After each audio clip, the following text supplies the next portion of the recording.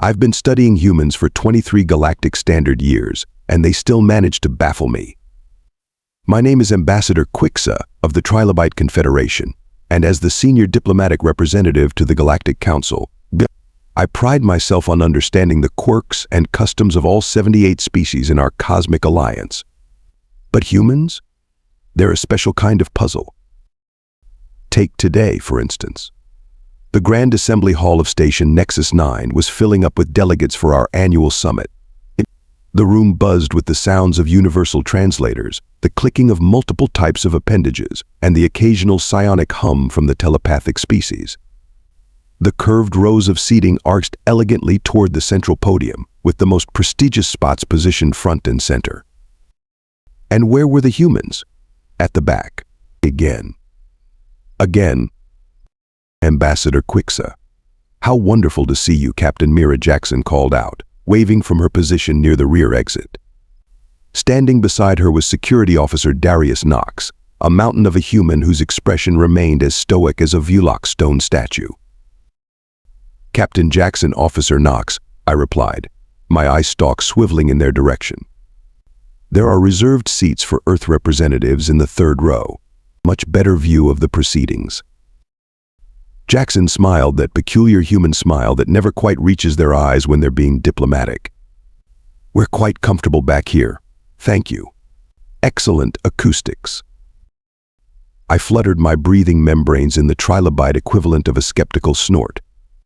The acoustics are calibrated to be identical throughout the chamber. Knox shifted his weight, scanning the room with practiced efficiency. We just prefer the perspective from back here, Ambassador. As I slithered back to my position, I couldn't help but notice this wasn't an isolated incident. The human medical officers were stationed at the rear of the medical conference. The human scientists clustered at the back of research presentations. Even at the diplomatic banquet last cycle, the humans had somehow arranged for their tables to be positioned against the far wall. What were they hiding from? Or perhaps more concerning, what were they preparing for? The question tickled my curiosity glands until they ached. There had to be a reason, and by the great molt, I was going to find out why humans always, without fail, sit at the back. During the first recess of the summit, I cornered Ambassador Trill of the Vraxian collective in the refreshment area. The Vraxians, with their elaborate status hierarchies, were always sensitive to seating arrangements. Oh, the humans? Trill's feathers rippled with disdain. It's a calculated insult, obviously. They're showing the council they consider themselves above our proceedings. By distancing themselves physically, they signal they aren't truly part of our community. He sipped his nutrient solution through a proboscis that curled with obvious disapproval. I wasn't convinced.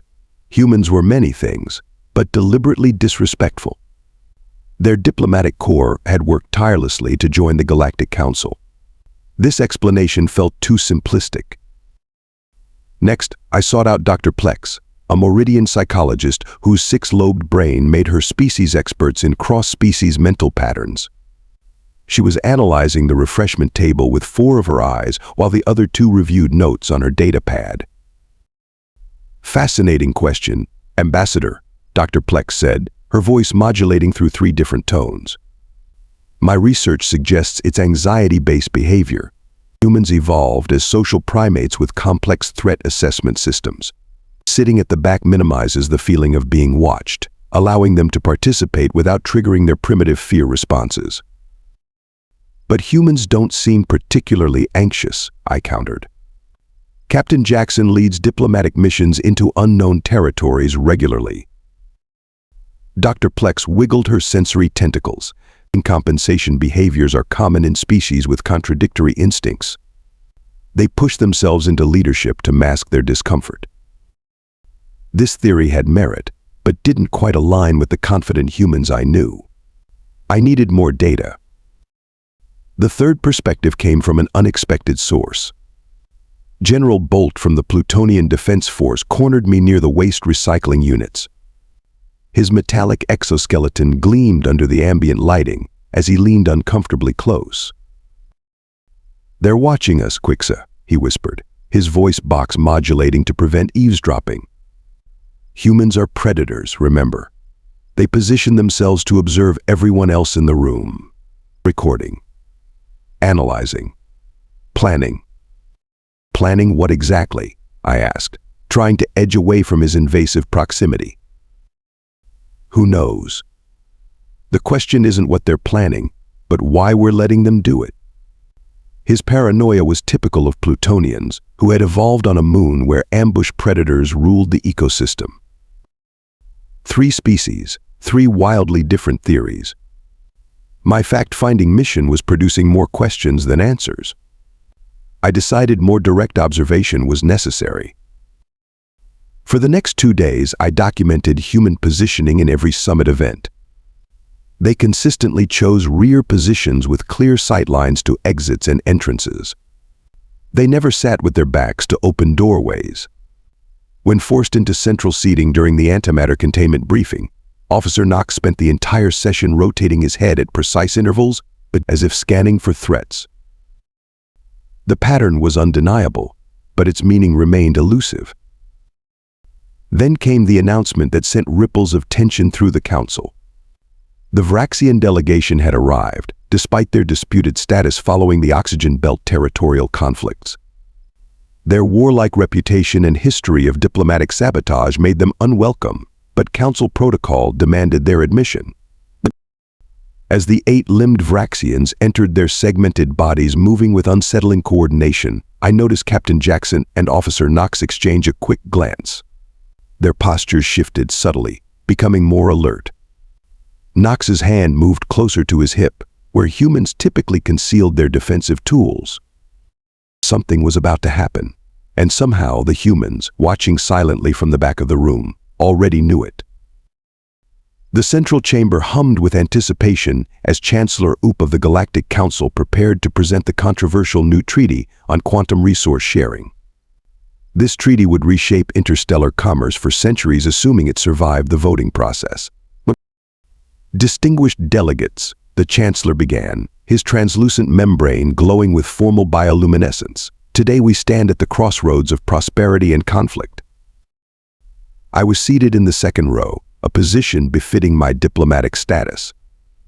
The Vraxian delegation had been placed in a monitored section to my right, their chitinous exoskeletons clicking softly as they shifted. Something about their movements seemed coordinated, too coordinated.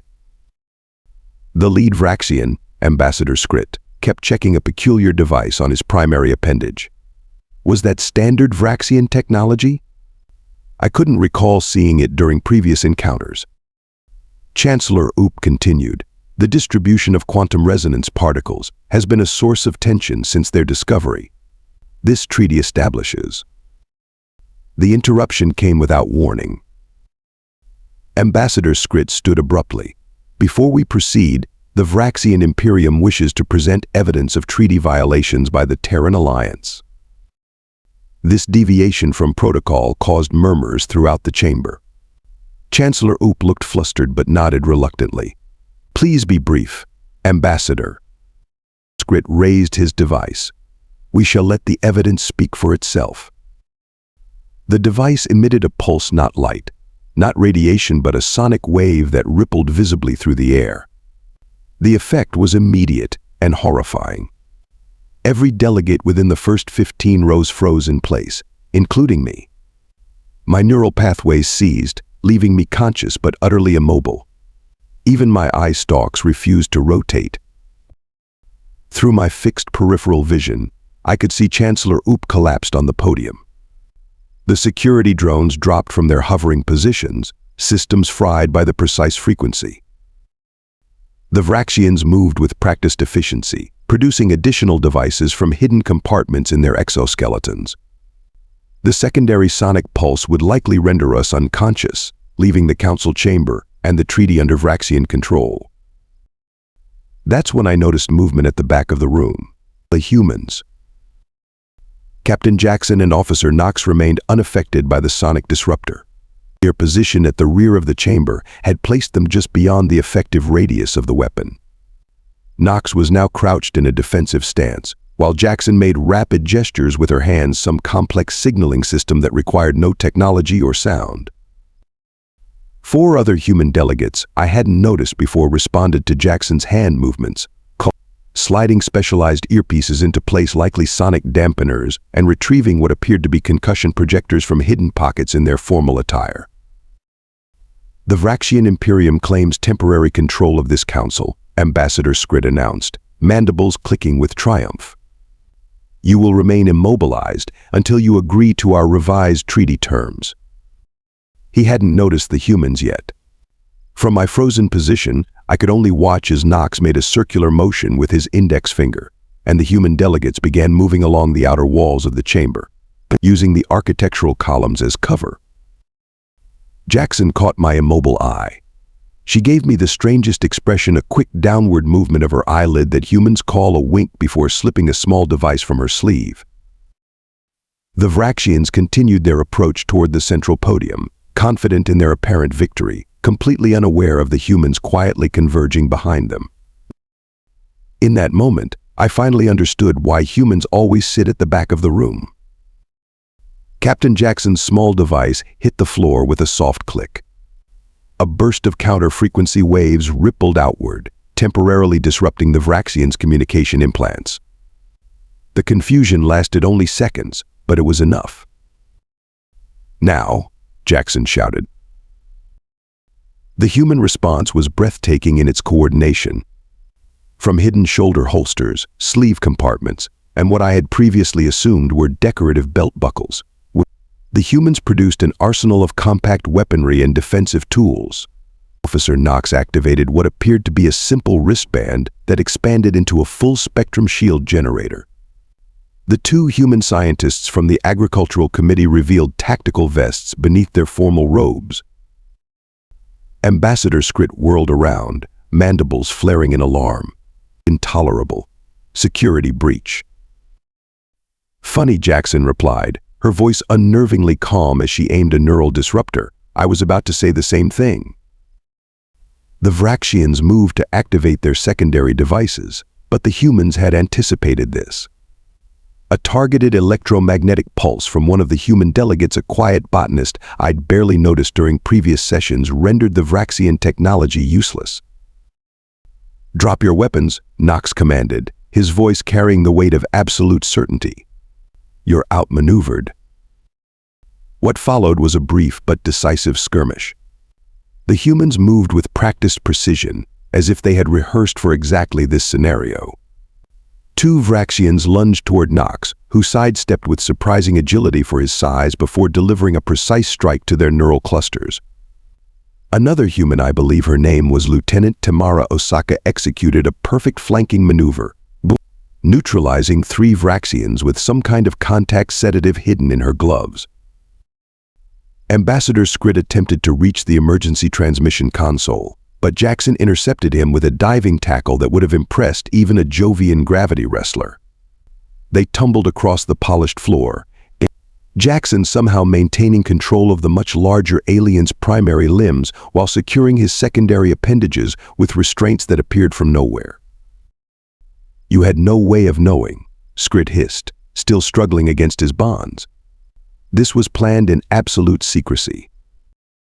Jackson secured the final restraint with a definitive click. "We didn't know specifically what you were planning. We just know there's always something." Her smile didn't reach her eyes. "That's why we sit at the back." Within 7 minutes, I counted, despite my paralysis, all 8 Vraxian delegates were secured, their weapons confiscated, and the humans were administering counteragents to the sonic paralysis affecting the council members. As feeling returned to my limbs with an uncomfortable tingling sensation, Officer Knox helped me to an upright position. My curiosity overrode my discomfort. "How did you know?" I asked, my voice still slightly slurred from the lingering effects of the paralysis. "Why weren't you affected like the rest of us?" Knox gestured to his ears. "Preemptive sonic dampeners. Standard procedure for human security personnel at all diplomatic functions." "But why? And why always position yourselves at the back of every gathering?" Knox helped another delegate, a gelatinous Morphean ambassador, before turning back to me. It's basic tactical awareness, Ambassador Quixa. We always position ourselves to observe all exits and entrances. It's second nature to us. Captain Jackson joined us, holstering her weapon with practiced efficiency. Humans evolved in a challenging environment, she explained, checking a small wound on her arm from the scuffle. We were both predator and prey for most of our development. Those who maintained situational awareness survived. Those who didn't, well, they contributed to natural selection. But this is the Galactic Council, I protested. The most secure facility in 7 systems. Jackson's laugh had a sharp edge. No system is foolproof, Ambassador. Especially when the threat comes from within. The Chancellor, now recovered, was reviewing data recovered from the Vraxian devices. His membrane pulsed with outrage as he announced his findings to the reconvened council. The Vraxians planned to use our incapacitation to force through a modified treaty, he declared. One that would grant them exclusive mining rights in the quantum belt and withdrawal of council oversight from their military installations. Murmurs of shock and anger swept through the chamber. Furthermore, the Chancellor continued, they intended to manipulate the memory centers of key ambassadors before reviving us, ensuring we would have no recollection of the original terms. I stared at the restrained Vraxians, then back at the humans who were now quietly returning to their positions at the rear of the chamber, their weapons and tactical gear disappearing back into hidden compartments as seamlessly as they had appeared. It seems, I said slowly, that the humans' paranoia just saved the Galactic Council from disaster. Knox overheard me. Not paranoia, Ambassador, he corrected with a wry smile. Preparedness. The emergency session of the Galactic Council convened 26 hours after the Vraxian incident.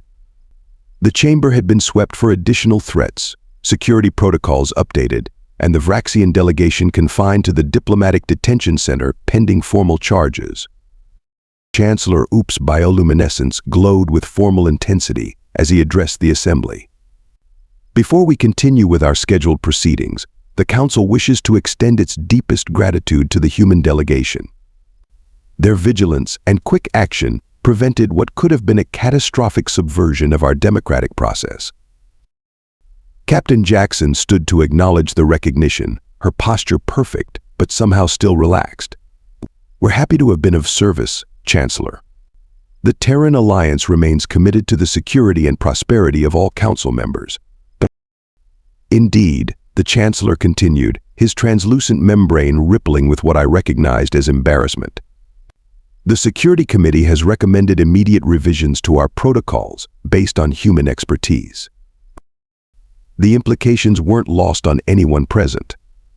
For decades, many Council species had privately dismissed humans as paranoid, primitive, or both. Now, those same traits had proven invaluable. Over the next few days, I noticed a significant shift in behavior throughout the summit.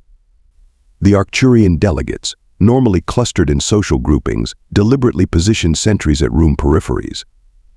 The normally floating gaseous collective of Betelgeuse anchored representatives near ventilation shafts, monitoring atmospheric composition with newly installed sensors. Most amusingly, the Amoeboid Confederacy attempted to station guards at the chamber's rear wall, only to discover that their natural transparency made them excellent for camouflage, but terrible as visible deterrents. Their solution-luminescent vests that flashed warning patterns rather undermined the subtle vigilance humans maintained. During the quantum resource sharing reception, I found myself gravitating toward Officer Knox, who was predictably positioned near the less trafficked exit, sampling appetizers while maintaining his perpetual scan of the room. Your approach is catching on, I observed, indicating the Centaurian diplomat who had spent the last 20 minutes trying inconspicuously to mimic Knox's alert posture while repeatedly spilling his drink. Knox's expression softened into what humans call a smile. They're overthinking it. It's not about looking intimidating or checking for specific threats. What is it about then? I asked. Awareness. Angles. Options. He popped a protein cube into his mouth. That Centaurian has been so busy trying to look vigilant that he hasn't noticed the service drone behind him has made 3 unnecessary passes through his sector. I swiveled my eye stalks to observe the drone, which did indeed seem to be operating outside its programmed pattern. Knox casually tapped his communication device, and within moments, a human technician appeared to escort the drone for routine maintenance. Was that drone a threat? I asked, suddenly concerned. Probably not, Knox replied. Just a glitched cleaning protocol. But better safe than sorry, I finished, using the human expression I'd learned. Knox nodded. Exactly. The final day of the summit arrived with a new seating arrangement. Rather than the traditional hierarchical layout, the chamber had been reconfigured with multiple focus points, distributed security positions, and improved evacuation routes, all suggested by the human contingent. As I settled into my new position, still prominent, but now with clear sightlines to all major entrances, Captain Jackson slid into the seat beside me. Comfortable, Ambassador Quixa? Surprisingly, yes, I admitted, though I notice your delegation is still positioned primarily at the rear. She shrugged. Old habits. But we've trained dedicated security teams from 17 species now. The Council's overall security posture has improved by roughly 80%. I studied her for a moment. You know, for millennia, many species considered Earth's isolation a disadvantage. Your lack of early contact with galactic civilization made humans seem behind. And now, she prompted. Now I wonder if that isolation wasn't an advantage. You developed on a world with thousands of predator species, countless environmental threats, and without the benefit of shared technology. It forged something unique in humans, this constant vigilance that somehow doesn't prevent you from being collaborative and creative. Jackson considered this.